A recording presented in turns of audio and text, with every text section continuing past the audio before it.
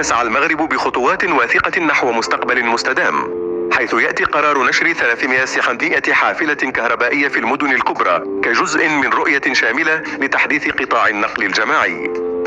هذا المشروع لا يعكس فقط الطموح في تحسين كفاءة النقل، بل يعزز أيضا من البنية التحتية استعدادا لاستضافة كأس إفريقيا 2025 وكأس العالم 2030. إن استخدام الحافلة الكهربائية يمثل تحولا نحو الطاقة النظيفة، مما يسهم في تقليل انبعاثات الكربون وتحسين جودة الهواء. كما أن هذه الخطوة ستوفر وسائل نقل مريحة وآمنة للمواطنين والزوار على حد سواء، مما يعكس التزام المغرب بتقديم تجربة استثنائية خلال الفعاليات الرياضية الكبرى. إن هذا الاستثمار في النقل الجماعي يعكس رؤية المملكة في تحقيق التنمية المستدامة ويعزز من مكانتها كوجهة رائدة في المنطقة. إننا نشهد بداية فصل جديد في تاريخ النقل في المغرب، حيث تلتقي الابتكارات بالتقاليد لتشكل مستقبلا أكثر إشراقا.